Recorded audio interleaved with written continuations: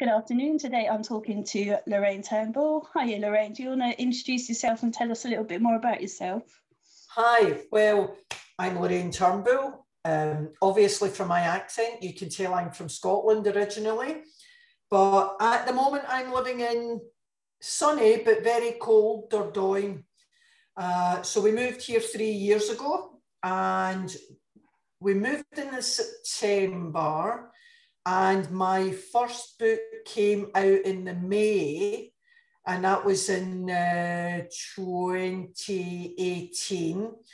And lockdown has been fabulous for me because all I've done is write books and publish books, which is great. So I've just finished one literally yesterday, and that will be number 5. So, but you know, I need people to buy the books, folks. So keep the money rolling in. I try and entertain with my writing, but this is our only income right now. So this is what I'm doing on a full-time basis. Did you always want to be a writer? I've always written since I was a kid. I was an early reader. I was reading at like 3.5, 4. And as you do, you're writing stories and, you know, you never finish them, but you're writing them and horsey stories and stuff like that. And then real life, unfortunately, gets in the way and you have to go out and earn a living. And it was only when I started working for the Rural Business School in Cornwall, when I lived in Cornwall, and I was delivering courses. And part of that was helping farmers pick a course to make the most of their farm. And then I was approached by a couple of smallholding magazines who asked if I would write articles. And then that snowballed. And then I thought, well, a book's only a big article. How hard can it be? And I started doing this non-fiction book.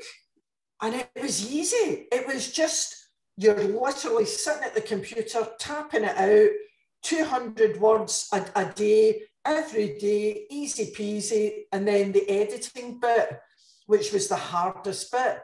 So the first book took a few months because I didn't really know what I was doing. I didn't know how to do formatting. I didn't know how to do editing. I've got it off pat now because I'm an expert, of course. But it is a lot easier, but that was the thing. And it was just easing into it gently, doing an article. And then I thought, well, a book, a non-fiction book, it's like lots of different articles. You bundle them up into chapters. How hard can it be? So that's how I started. And then what made you carry on? Did it do well, the first book? Well, now here's a confession. The first book was published through a hybrid publisher who turned out to be not a very nice person in the end. And I made hardly any money out of it. I had no control over the cover, which when he showed me the original cover, I said, well, we can't have that. That's dreadful. No one's going to even see that on a bookshelf. So we had a few professional disagreements, and then the book was out and selling really well. And I was getting people emailing me and telling me how great the book was. And all I could see was the mistakes, the rubbish cover, and the fact that I wasn't making any money. And I just said, I'm not doing this again. So I bit the bullet, started Fat Sheet Press. So I now have my own imprint. And my 4 books that I've published since are all, I've done it, but I get a professional formatter. I've done one cover myself, which was fine for the book that it was, but I do tend to try and get a professional cover because nothing looks worse than a really cheapy cover, because it's so off-putting for the reader, I think. You know, when you go into a bookshop and you pick a book up and you flip it over and you read the blurb, the cover's selling the book. And if it's rubbish, they're not going to buy it. So yeah, I've learned loads over the last 4 years, but it's all been really positive. It's not all been easy, but it's all been really positive, and I feel as if I've grown as a writer. What did you read when you were a child? Oh God, C.S. Lewis. What else did I read? Fairy tales, lots of fairy tales, lots of history books. Not really novels. I was never really a kind of novel girl. And then I did English at school, and it was, oh God, some of the worst books you've ever read in your life. You hated reading them. The Silver Sword. Jesus, I hated that book. Hated it. And then we went into like higher secondary, and we started to get like 1984 and more interesting books. And then that was it. I was hooked. So, you know, you're reading Jane Austen, Orwell. I'm a Dickens girl. I like Dickens. My daughter likes Henry James and stuff like that, but it's not my bag. But I've read so much, and it's so easy nowadays. I mean, the time is great because normally I'm running Sheets, but as I don't have any customers at the moment, I'm either writing or reading. And it's great because I can go onto Amazon, which is a terrible rabbit hole. And you could just spend your life on there, and you think, oh, I need to read that. I'll put it on the list. So the last major book I read was Shuggie Bain, which is not an easy read, but well worth reading. And it was really good because obviously I'm a Glaswegian. He's writing about Glasgow. I can recognise a lot of it, but I can now pass that on to my kids who are in their 20s.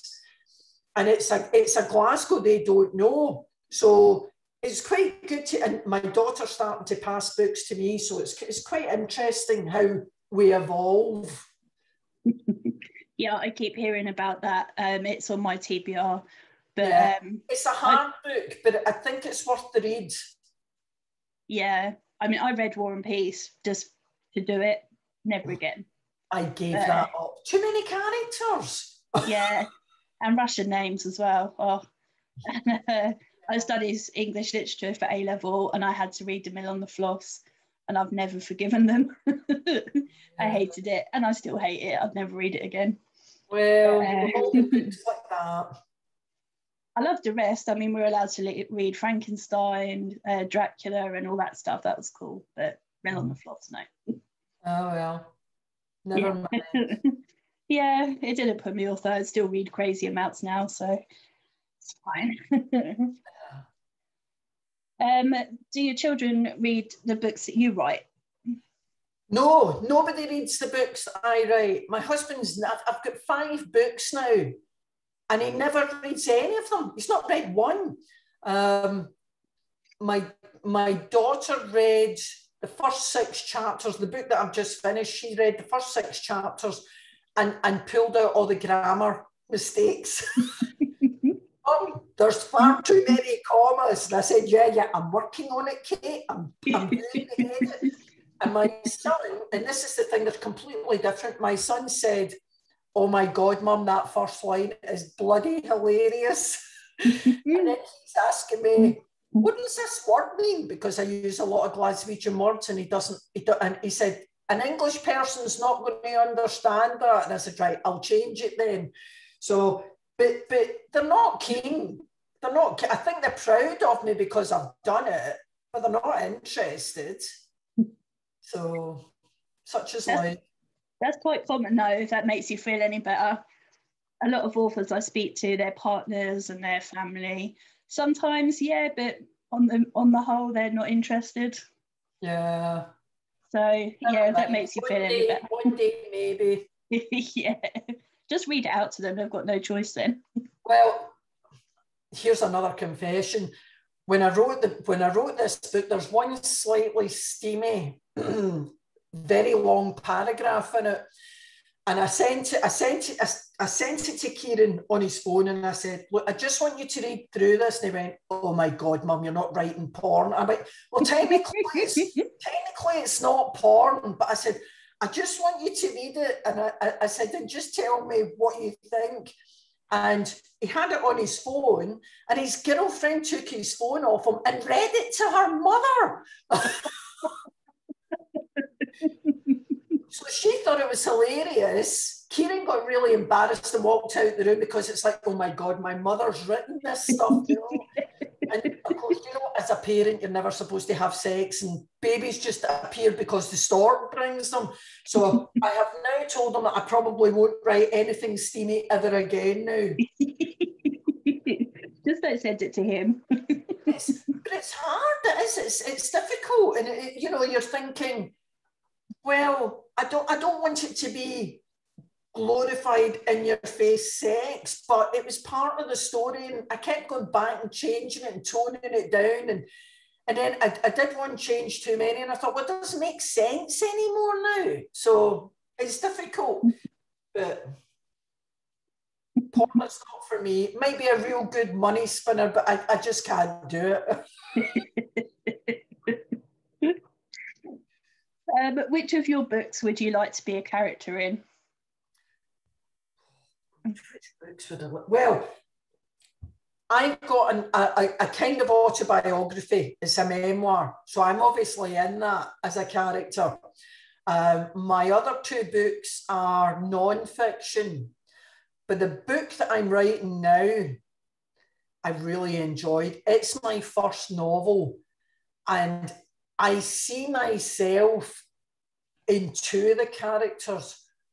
One, because she's an older woman and she's just got to that stage in life where she just doesn't care anymore. And it's wonderful. And it was so cathartic writing it, because I thought, do you know, see, when I'm 80, I'm going to be her. That is me. And her daughter is another one of the characters. And I think she is, and this is terrible because it's a murder story, but I can see a lot of similarities there. You know, and I'm writing it and I'm thinking, this is me. This is me. I could easily just do this. It's not. So I'm in there, but I'm in there as the woman who is the murderer, who's my age. But I'm also in there as the woman who's a lot older. And I can see myself being that woman. I think my kids could probably see me being her at the moment. But it's quite interesting. There's other characters as well who I can't relate to, but I see a lot of myself in this. And I suppose that's quite common as well. Well, some people say that it isn't and their characters aren't based on them, but I'm never quite convinced, especially when I've read their books. I'm like, really? It seems like you. Yeah. But no, I mean, it's been fun to do. And the story's been good. And I've enjoyed the story, and it all just kind of knitted together. I think the thing that was slightly concerning was I had a plan about how the story was going to go. And you've got your characters, and it's like, this is a main character, this is a tiny character. And some of the characters they've just taken over. And you know, and then it's like, but he's supposed to die in chapter 5. Why is he still there in chapter 8? Oh, but it developed, and it's been really nice. And the sad thing was, one of the characters who's not a very nice person, I had to make her the baddie. And it was so difficult because I'd really got to like her. And I thought, but to tie it in with the story, I had to just go back and make her really calculating and nasty. And that was really hard because the characters become like your friends. And that's so hard to do. And, you know, you're thinking, well, I like Roddy. He's a good-looking lad, and he's a nice chap. He's a wee bit on the feminine side, and he's a big softy, really. My son said, he's really wet. I says, no, he's just sensitive. And he went, he's really wet. And I said, well, that's the way he's going to be. So, but it's been great fun. It's been great fun. It sounds like it. So do you have more in the pipeline? Oh, yeah. I finished this book 2 days ago, and I spent yesterday editing it. And I sat down and I thought, I'll have a day off. And then I thought, after 2 hours, what the hell do people do when they haven't got anything to do? And my husband said, go and do the garden. I said, I've done the garden. And I said, I need to have something to do. So I started jotting down murder in the Moulin, murder at the Moulin, which is murder at the mill. And I've already got a story. I've got a baddie. I've got a goodie. I've got a love story there. I've got 3 murders, all in the space of an hour. and you know, and he said, I thought you were going to rest. I said, I can't do that. I can't do this relaxed thing. I said, I've got the idea there now. So I've got to sit and just plan it out and start writing it. So I've actually done now, this morning, half a chapter. So I'm on a roll with it. So yeah, it's going to be another comedy murder set in France at a watermill. So we'll see how that goes. Early days. Are you going to have recurring characters, or are they going to be standalones? They're going to be totally different. There's not a kind of carry forward from the last book, so they're going to be totally new characters. And I don't think I'm in this at all. I think I've got that out of my system with the last book, but I cannot see any bit of me in there. But the guy who is the murderer, oh, he's wonderful. He's so, I can see him in my head. He's got a Salvador Dali moustache, and he thinks he's an artist, and he's the worst artist in the world. And he's got such a massive chip in his shoulder. And I thought, you're perfect. You're going to be so nasty. You're going to be wonderful. It's great fun. It is great fun. Yes, absolutely. What made you choose, after writing your non-fiction, to write in that genre? Well, the non-fiction that I have written is very narrow niched. So it's smallholding, which is like really small farming. I used to own a smallholding in Cornwall. 1.2 acres is about as small as you get. And I used to teach and worked as a course coordinator for the Rural Business School. So I think the reason why I was writing that, people always say, write what you know. And being a teacher, it's when you're writing that kind of book, it's kind of like teaching. So it was really kind of natural. But unfortunately, you're appealing to a very small audience. So it's very UK based. You're not kind of reaching anybody outside that tight farming circle. So naturally, it doesn't really make a vast amount of money for me. And I really don't want a big, huge yacht to be parked at Monaco, but it would be quite nice to get, you know what it's like, you look on Amazon and you look up an author that you like and they've got like 7,000 reviews. And I thought, God, I'd give my heart for 7,000 reviews. And I know they're not all going to be great. Some of them are going to be rubbish and they're going to say, you can't write, this is drivel, your characters are, you know, but it would be so nice. The memoir that I wrote has got a lot of reviews, and I talk in that about when my mother came to live with us because she had dementia, and it was very, very difficult. But a lot of people have actually contacted me privately and said, thank you for writing about it the way that you did, because that's the way I felt, because it's really hard. It's so hard. And unless you've been there, and you do feel guilty because everybody expects you to act like a saint and, you know, you're a martyr. And it was like, I remember standing in a field going, God, why won't she die? Why won't she die? And people used to write to me saying, that's exactly how I felt. And it was brilliant to get that feedback. And it's lovely when a reader comes back to you and said, I loved this character, or you said it completely, I could really put myself in your shoes. That's lovely. So that's really what I want, as well as the money, but that's really what I want, is just to be able to reach someone and just touch them some way, that the story means something to them. I think that's the wonderful thing about writing. Would you set any books in England or Scotland? Yes. The book that I've just finished, which is called Mum's the Word, it's set in Scotland. I mean, I lived in Scotland till I was in my mid-40s, and we lived in the Central Belt. We were just west of Glasgow. So I've set the book there. And it's lovely to go back and do that and put some Scottish dialect into the book, although I had to be really careful because it can be very hackneyed, or you put words in and people say, oh, I don't know what that actually means. So I had to, this is why I said it to my kids, because both my kids are English, and they went, what does that mean, Mum? And I went, oh, right.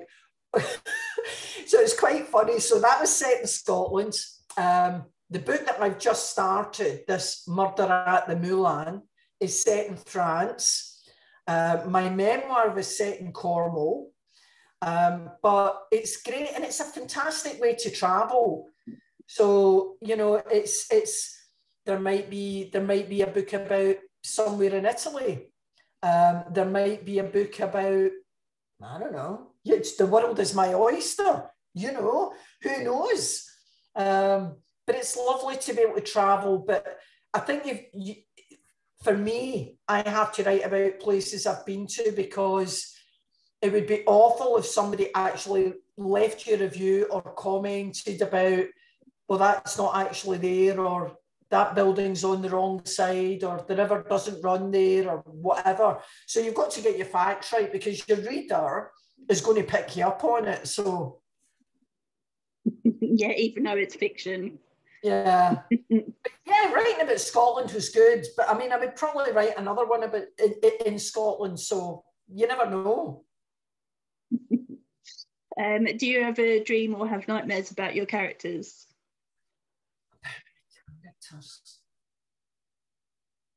No. I do think about them, and they're kind of with me. If I'm writing, they're with me that day, and I think about them, and I think that's something she would say, or he would never do that. But when I go to bed, no, they're not there, even though they're murderers. They're actually quite nice murderers. I don't do gore. I don't do any of that. I don't like that. So no, I don't have any bad dreams. They don't come back to haunt me. I don't think they kind of live inside me like separate personalities or anything like that. I don't think there's anything like that. What's the most interesting thing you found out researching your books? The most interesting thing. Chings. I don't know. That's a really good question. I think I sat and did a little bit of research on this watermill story, and the main character, he buys this dilapidated, rundown watermill, and I sat and did a bit of research because I thought there must be loads of, like, if you buy a 16th century building, there has to be like, oh, you're not allowed to do this, you're not allowed to do that, it's got to be done like this, the heritage people have to know. They don't care.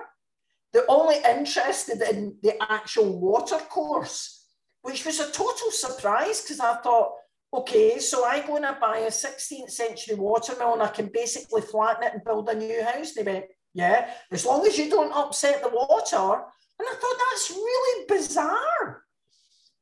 So I found that out, which was strange. But the murder thing,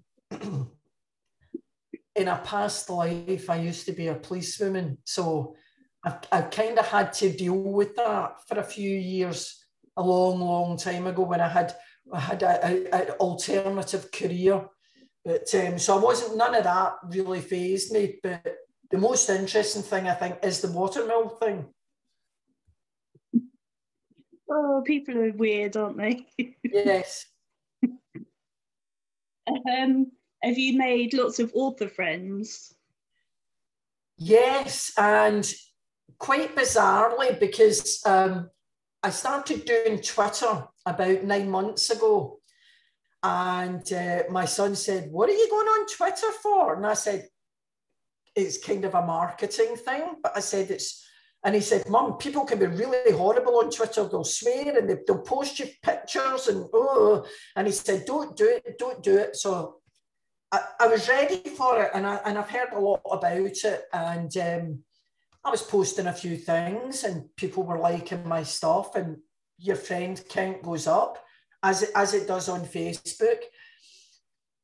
But I've got to say, Twitter's quite interesting because I'm actually quite friendly with a lot of authors. And then it's my son who's nosing on my account, and he'll say things like, "Val McDermott's a friend of yours." And I went, "Yeah." And he went, "This is the real Val McDermott." And I went, "Yeah." And I said, "It's a kind of Scottish thing, son. We all kind of know each other." And he went, "But James Wong likes your stuff." And I said, "Well," I says, "I don't know." And he went, "Keanu Reeves." He says, "What is that about?" And I said, "I don't think it's the real Keanu Reeves, Kieran."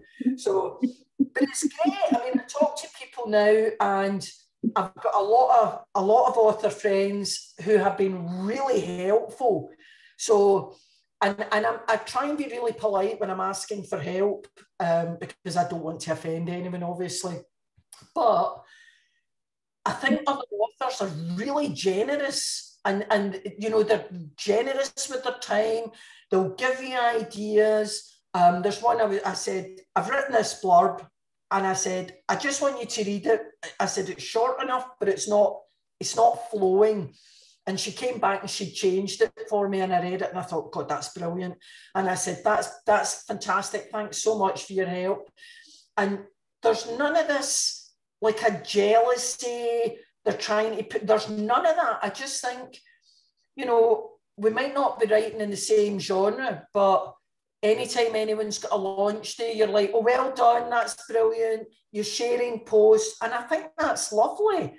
And you know, it's I've seen books, seen the covers, had a read of them, and bought books just on the strength that they're either my friend on Facebook or my friend on Twitter, because it's nice to support, but it's bringing a book to my attention that I didn't know about, and I read it and I think, "Oh yeah, that's right up my street. I really fancy that." So it's been brilliant making all these friends. Yeah, and that's quite common. And I've found that since being involved in the community as well. It's amazing. Love it. Yeah, it's good fun. It is good fun.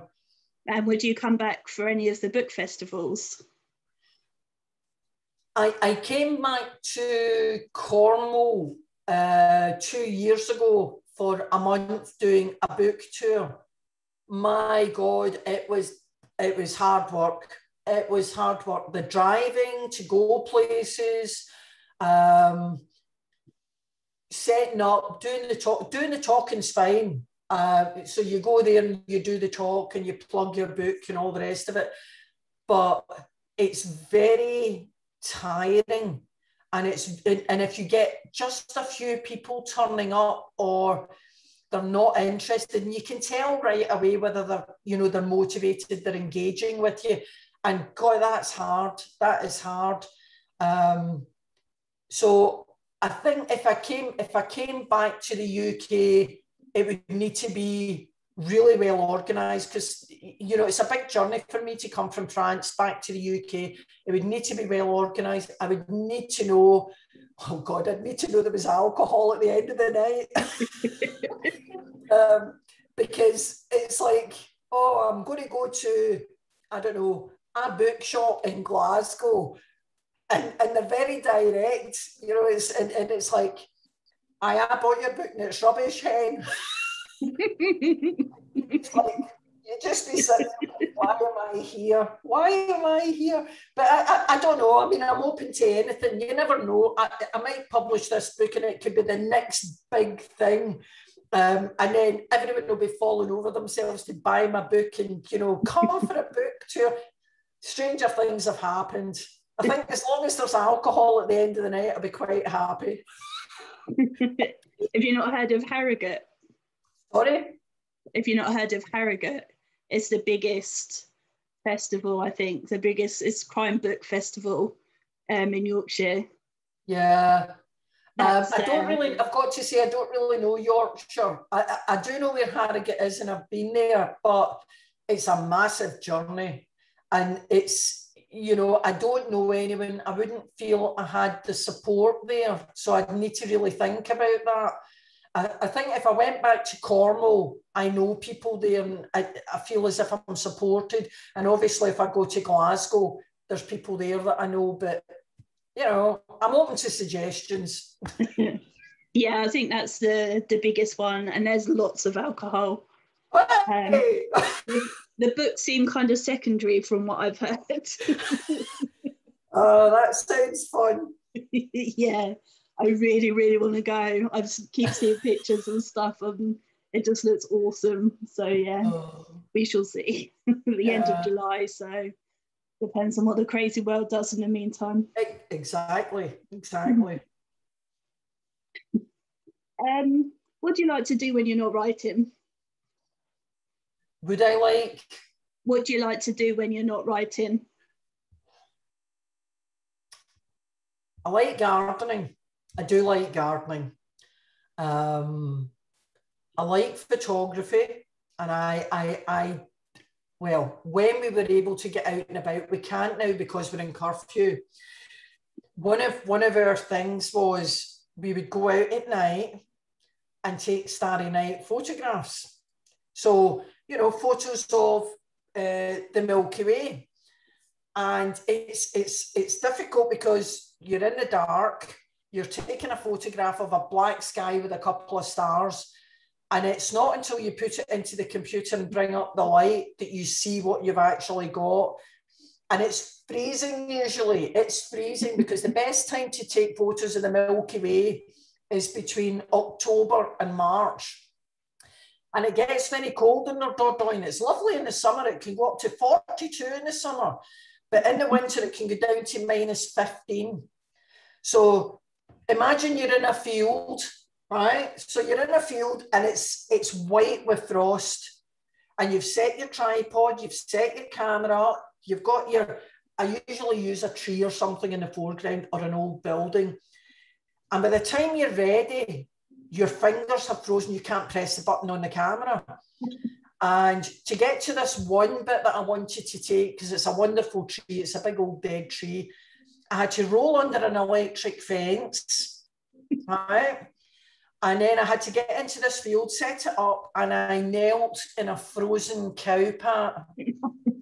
And it wasn't until I got back out the car and got back into the house, because with the heat, and I'm like, what's that smell? And I thought, God, the things I do. I was out there for an hour, setting the camera up, knelt in a cow pat, come back. The dogs thought I was the most interesting thing in the world. You know, and then you're putting it into the computer, hoping, please God, let me have a fantastic photo here.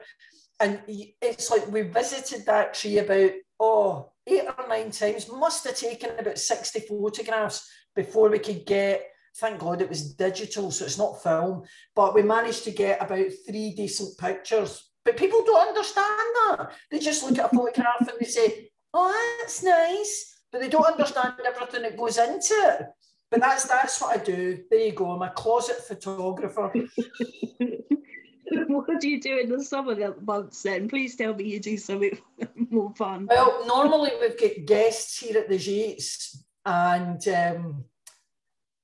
guests can be either really lovely and easy peasy, or they can be really hard work. And the minute they've arrived, you're wishing they were leaving. So we haven't had that now for a year, and I do miss it. I do miss the people coming. But what do we do in the summer? We go for walks along the river. We go canoeing. We sit down at our local bar, people watching, thinking about characters for books. You know, you think, oh, yes, he's going to be a perfect character. So you're writing it down and trying to get, so this book that I've just started, there will be some French phrases, and they don't use the same phrases as we do. So it's like I'm saying to my friend who runs the bar, she speaks English, tell me what this is in French. And she said, I don't know what that means. And I'll say, well, it's what we say in English, like poor as a church mouse. And she says, we don't have that here. And I said, well, you must have something like that. And she said, oh, you'll say it's as poor as a church rat. And I'll say, oh, okay. So the sayings are totally different. And then she's got to tell me it in French. Now I've got to write it down and try and remember it. But it's lovely just sitting at a cafe or a bar, people watching. And we do that. Well, we did that before lockdown. So hopefully that will happen again soon. Yeah, hopefully. Who was your first celebrity crush? My first celebrity crush. My first, James Starsky from Starsky and Hutch. Good choice. I don't think I feel the same about him now, but at the time, I thought he was wonderful.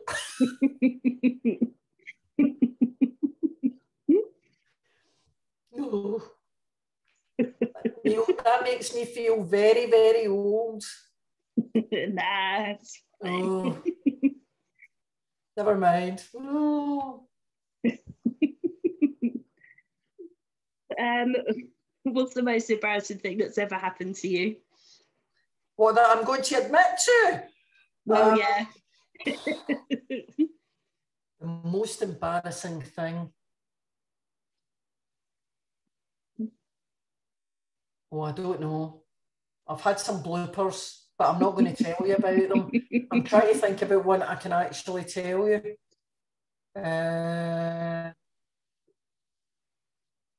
Oh, I don't know. I do loads of embarrassing things. That's the trouble. I have come out the ladies with my skirt tucked into my knickers before. I have actually done that. I don't know. There are a few, but they're just, I can't tell you. They're just so bad, I can't tell you. But I've never like cleaned my windows when the window cleaner's been there and, you know, with no clothes on or anything like that. I've never done anything like that. So no, I'll have to pass on that one, I think. I'll ask you in a day or two when you've had a chance to remember, or I'll ask you after and you can tell the X-rated ones. If it makes you feel any better, the men usually, their stories involve nakedness, generally involving alcohol, but not all the time. So I've had some stories. Oh yeah. Yeah, I've been in some alcoholic. Oh God, no, I couldn't tell you these things. Honestly, there are plenty, but I can't tell you them because it's like I don't know who would be even looking at this and they'll be going, I remember that night. And I'm like, oh. I'm assuming this was all cameras and social media and stuff, so at least there's no evidence of it. There's no evidence, thank God. But a lot of it was in my police days. Police nights out have a lot to answer for. A lot to answer for. And oh God, I mean, even when I look back, I think I can't believe I did that. I can't believe I actually, and I'm pretty broad-minded, I'm pretty adventurous, and I look back and I think, I can't believe I actually did that. And when you go into work the next morning and they're all looking at you and you're going, we're not going to talk about this. We're just not going to talk about it. Yeah, actually, I don't think I could even begin to imagine. Oh. What would those closest to you say that your worst habits are? Biting my nails. Biting my nails is a bad one. I can drink a lot before I'm drunk. Must be all the practice I get.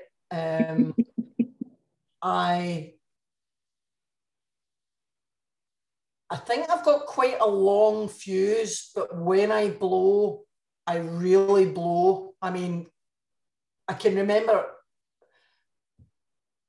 arguments, either, not really, I don't think I've really argued with John, but I can remember arguments with my daughter, and I can remember arguments with friends.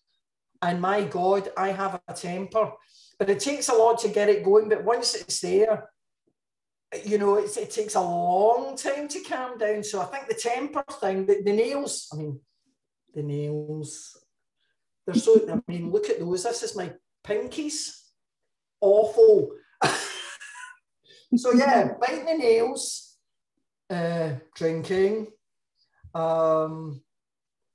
not very tolerant of stupid people.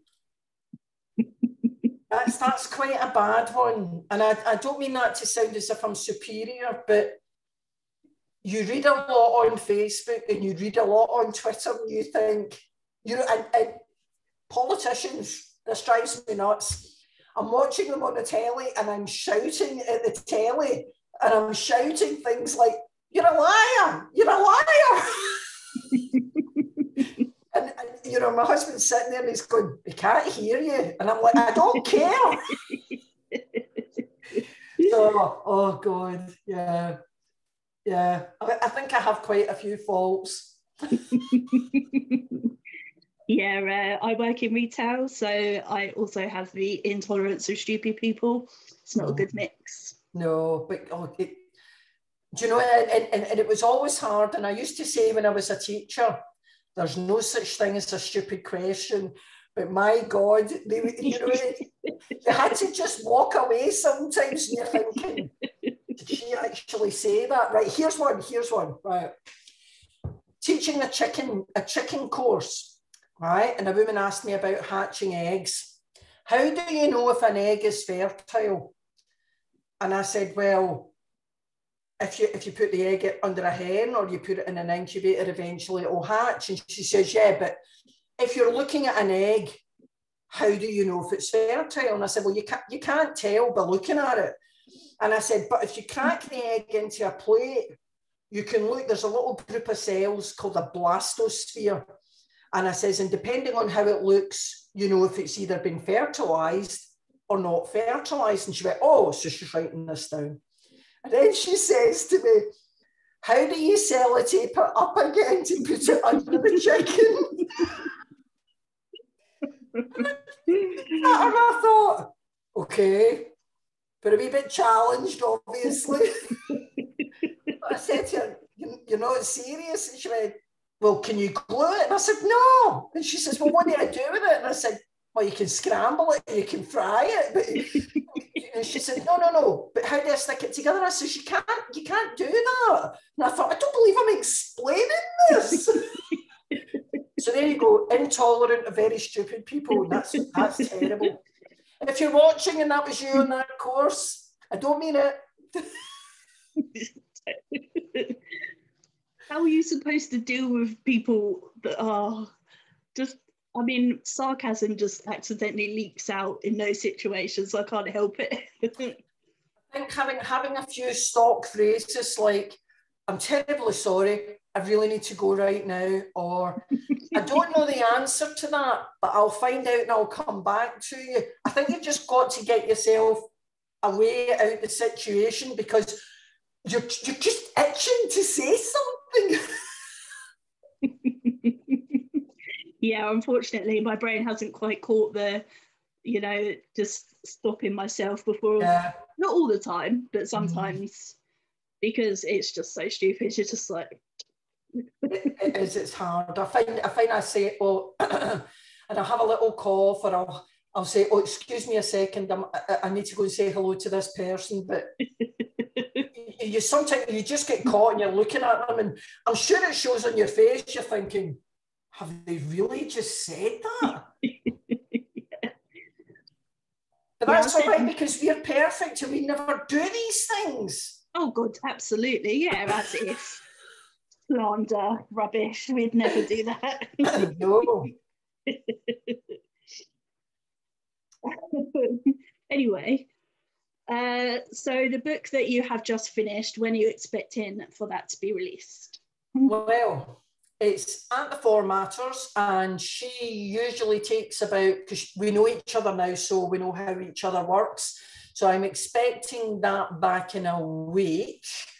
I've just contacted a new girl to do the cover, and she's starting that on Wednesday. And I've kind of given her, you know, this is the size of the book, this is the kind of font I want. I don't really know about colours yet. I'm thinking about these kind of ideas for pictures. So that might go on a couple of weeks.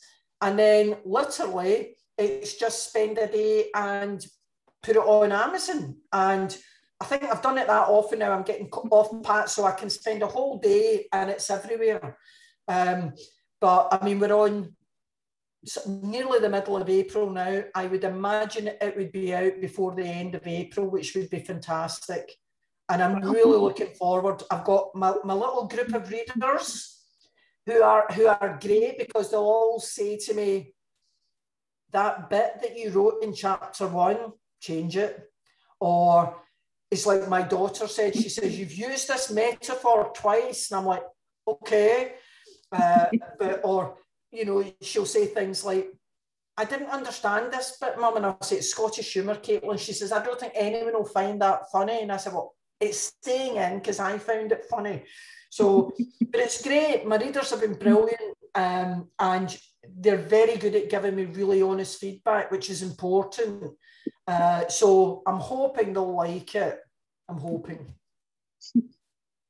I don't think I have any more questions for you, unless you think there's anything I haven't asked that you'd like to tell us. Well,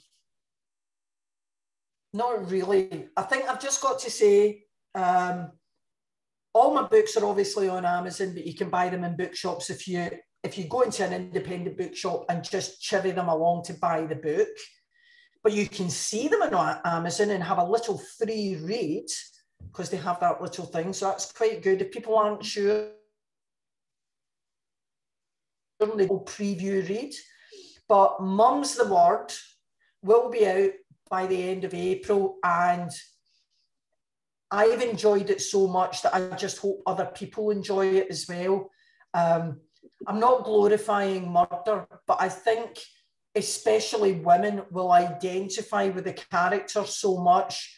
And the guys that died were really kind of not very nice guys, and the world's a better place without them. So I'm looking forward to finishing this new book and bumping off another couple of people that aren't very nice. And then we'll see where we go. I might just make this my mission to rid the world of horrible people. Oh, well, after speaking to you, I can't wait, because I imagine it's absolutely brilliant. So I'll look forward to it. And just before we go, do you just want to tell people where they can find out more about you? Oh, well, I'm on Facebook, so it's Lorraine Turnball Author. I'm on Instagram. I think that's Lorraine Turnball Author as well. And I'm on Twitter as Lorraine Author, I think. But it's great. I mean, the Twitter thing's quite new, and I try not to spend all day, but it's, you know, it's interesting. Facebook, I'm terrible. I'm on all the time. And Instagram, I think because it's really photographs, I'm not really on there so much, but I'm always happy to talk to folk. If folk want to contact me and, you know, just say, what are you writing? Or I really like this book, or please write more. I've already had, please write more about this character. And I said, okay. And will there be dogs in this book? Yes, there'll be dogs in the book. Oh, that's awesome. So, but it's interesting. It's interesting to see what people are looking for in a read. And, you know, if they say, oh, I really enjoyed this because you mentioned, so the book Mum's the Word is set on a Scottish cider farm. So there's a lot about orchards and how to make cider, because you've got to make it about something to make it real. So the next book's going to be set in France about a watermill, so people will learn a little bit about a watermill. Who knows what's going to come next? But the great thing is that I'm learning as I'm doing it. So it's interesting for me too. So if folk want to get in touch with me and chat, or, you know, whatever, that'd be great. I'm sure they will. I'm sure some will. Well, thank you very much.